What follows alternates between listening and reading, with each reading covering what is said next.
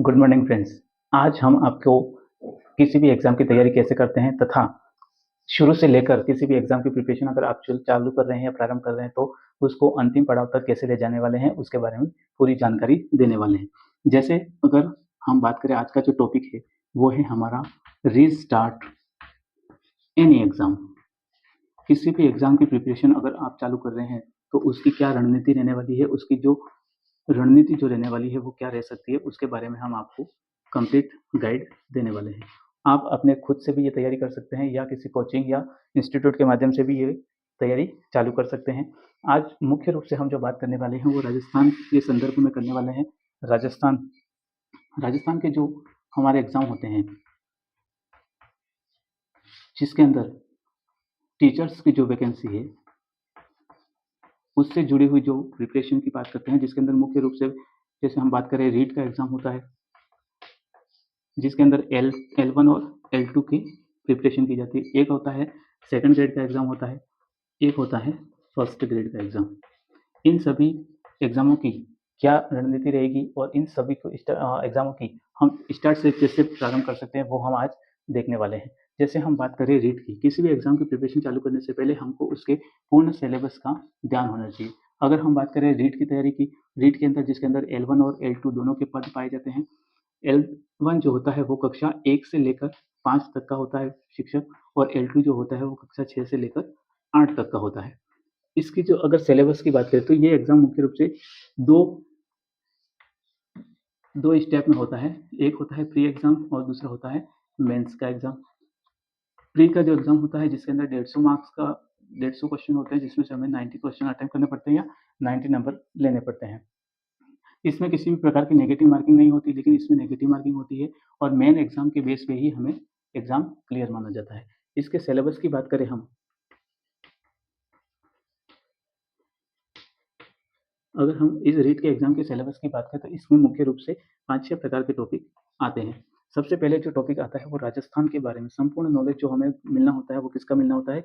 राजस्थान के जीके के बारे में। राजस्थान के जीके के यहाँ पे कुल 100 अंक का प्रश्न पत्र आता है। दूसरा जो हमारे पास टॉपिक होता है वो शैक्षिक परिदृश्य होता है।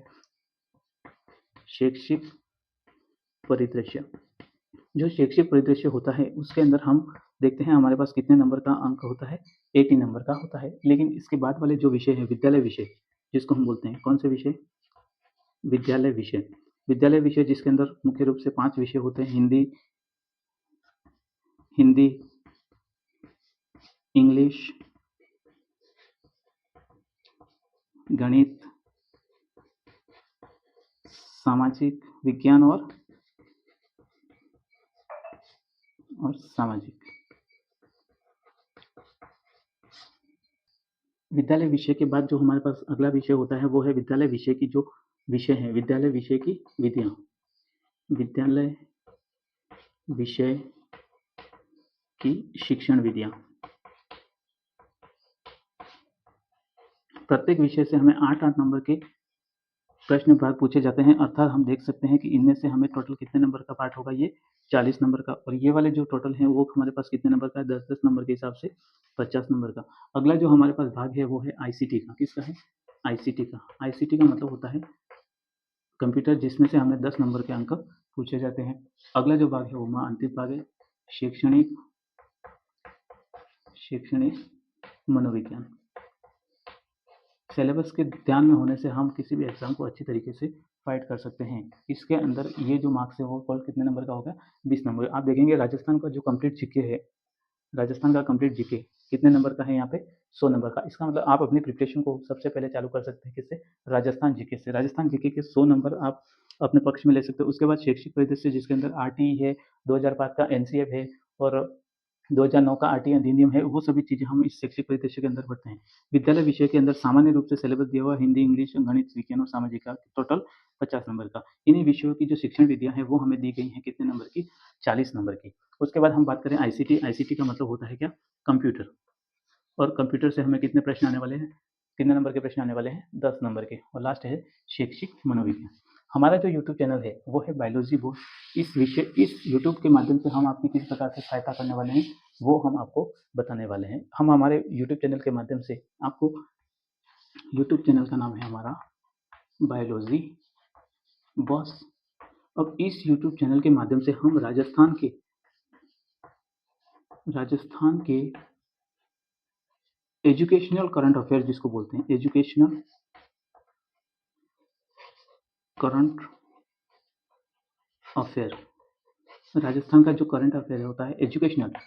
अभी तक के यूट्यूब के ऊपर सभी जो वीडियो चल रहे हैं करंट के ऊपर, उसमें आप देखेंगे स्टैटिक जीके भी बताया जा रहा है, मतलब वीडियो को बेमतलब का एक एक घंटे का वीडियो बना रहे हैं राजस्थान करंट अफेयर के नाम पे, लेकिन वो किसी भी तरीके से हमारे एग्जाम के लिए कितना लाभप्रद है वो तो आप खुद ही जानते हैं। लेकिन अगर आप एक भी बार हमारा यूट्यूब चैनल का वीडियो देखेंगे करंट अफेयर से रिलेटेड, राजस्थान के एजुकेशनल करंट अफेयर से रिलेटेड, तो आपको वास्तव में पता चलेगा कि एजुकेशनल करंट अफेयर क्या होता है।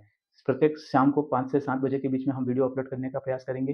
तथा एक और दूसरा जो हमारे पास मुद्दा है वो है हमारा सब्जेक्ट बायोलॉजी। बायोलॉजी से भी जुड़े हुए हम सभी प्रकार के जो विषय होते हैं या कंटेंट होता है उसको हम हमारे यूट्यूब के माध्यम से आप तक पहुंचाएंगे। बायोलॉजी को अगर आप बोल सकते हैं साइंस, अगर आप साइंस में किसी एग्जाम की प्रिपरेशन कर रहे हैं और उसके अंदर है, तो आप इस यूट्यूब के माध्यम से इसको कंप्लीट कर सकते हैं। इसलिए इस यूट्यूब चैनल को अभी लाइक करें, शेयर करें और सब्सक्राइब करें और अपने भाई का साथ दें। धन्यवाद।